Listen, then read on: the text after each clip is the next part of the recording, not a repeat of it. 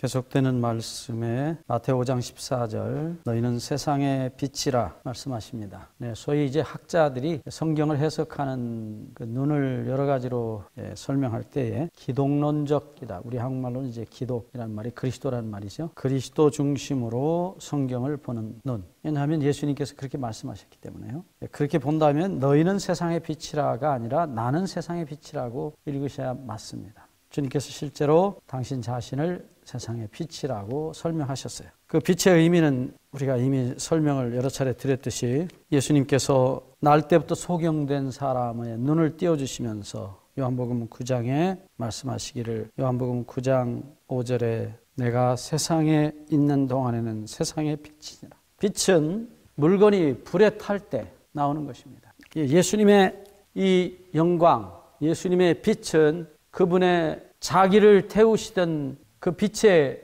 그 불에 의해서 빛이 나타나는 모습입니다. 자기 희생의 빛입니다. 불에 타는 그 불꽃 속에서 예수 그리스도의 자기를 태우시는 영원한 지옥의 불에 자기를 던지셔서 불에 타서 없어지시는 영원한 사랑의 희생의 영광의 빛인 것입니다. 바울은 이 말씀을 동일하게 말씀하고 있습니다.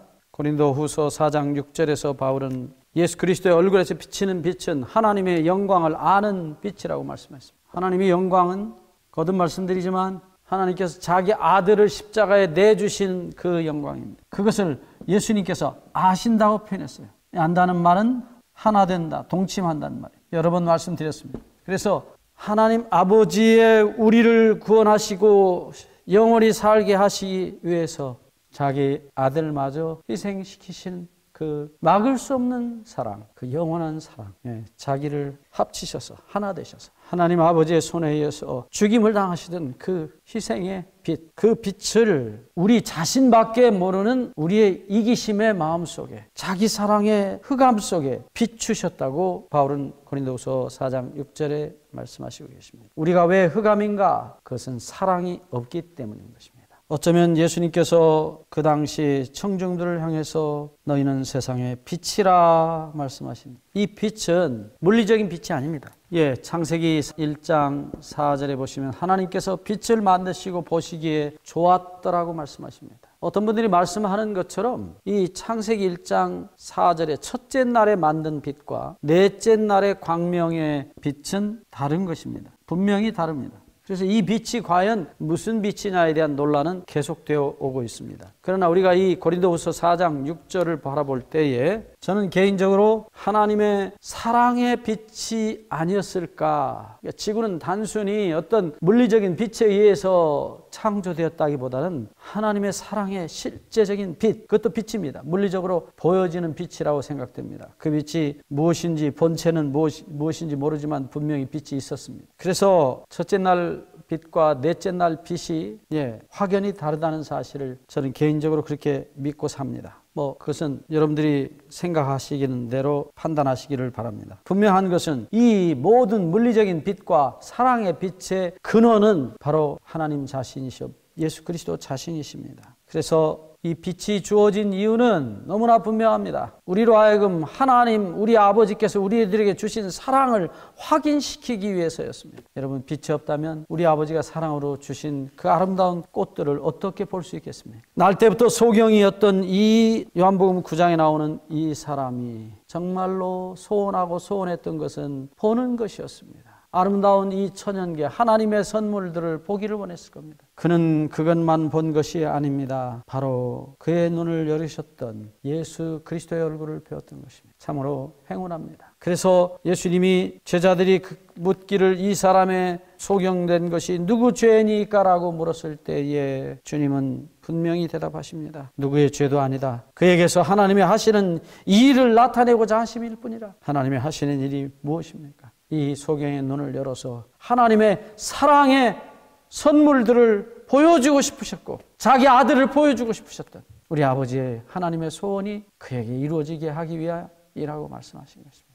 저도 개인적으로 주님을 얼굴 대면해서 뵙기를 소원합니다. 세상에 얼마나 많은 만물이 존재합니까? 꽃도 나무도 하늘도 바다도 푸른 들도 개가 보는 눈하고 하나님의 아들과 딸이 보는 눈은 다릅니다. 그것은 다 하나님의 사랑의 선물들이에요. 우리 아버지가 우리를 사랑하셔서 주신 사랑의 선물들입니다. 100만 송이 아니라 1000만 송이의 꽃들이, 억만 송이의 꽃들이 이 땅에 피어 있습니다. 그것들은 우리에게 말합니다. 당신의 아버지가 당신을 사랑하셔서 우리를 만드셨답니다. 당신을 행복하게 하기 위해서 만드셨답니다.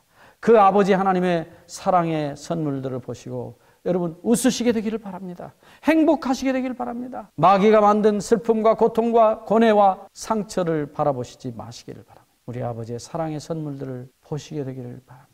제가 아는 어떤 분은 한 달이면 몇백만 원씩 돈을 들여서 교회를 꽃으로 치장하는데 본인도 살기 어려운데 왜 그렇게 꽃을 만드냐고 물어봤더니 그 꽃이 우리를 사랑하신다는 하나님의 사랑의 프로포즈라고 자기는 그렇게 생각한다. 그 꽃을 통해서 내가 너와 같이 영원히 살고 싶다. 청혼하는 청혼의 꽃이래요. 그렇지 않습니까? 여러분, 빛이 무엇입니까?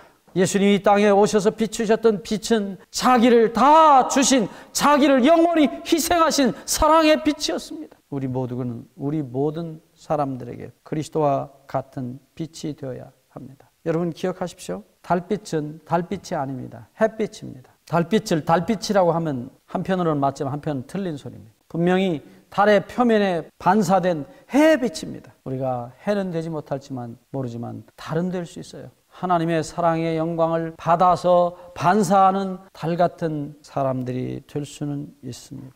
예수님께서 우리에게 하신 말씀, 너희는 세상의 빛이라 하신 그 말씀은 내가 너희에게 빛이 되어주시겠다 하신 약속입니다. 우리에겐 빛이 없습니다. 우리에겐 사랑이 없습니다. 자기 희생의 사랑이 없습니다. 여러분이 세상에 빛이 되게 해 주시겠다고 약속하십니다. 얼마나 아름다운 약속입니까? 그래서 세상의 빛, 어느 한 나라의 빛이 아니고 어느 한 가정의 빛이 아니고 세상의 빛이 되리라고 말씀하셨어요. 요셉은 비록 그가 노예로 팔려간 사람이었지만 이집트란 나라의 빛이 되었어요. 그 나라를 구원했습니다. 그 엄청난 7년의 대기근 가운데서 비가 한 방울도 내리지 않는 그 무서운 기근 속에서 농사를 전혀 지을 수 없어 다 굶어 죽어야 되는데도 불구하고 요셉이 먼저 있던 7년 동안의 풍년을 미리 잘 준비해서 한 사람도 굶어 죽는 사람이 없게 만들었어요. 그는 애굽의 이집트의 빛이 되었습니다. 수많은 빛들이 성경에 기록이 되어 있어요.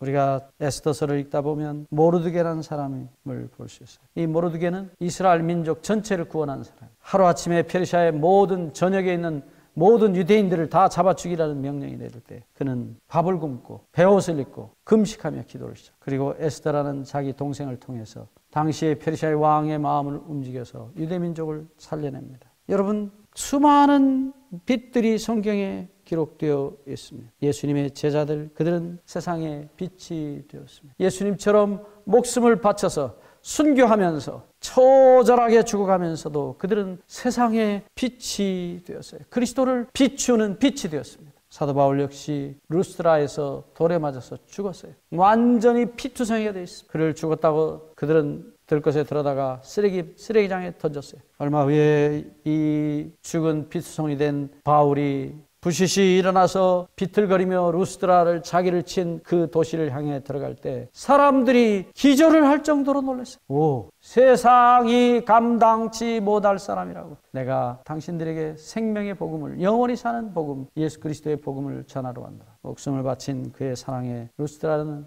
수많은 그리스도인들을 만들어냅니다. 여러분, 우리 다 세상에 주님의 빛이 되기를 주의 이름으로 다시 한번 간절히 축원합니다. 감사합니다.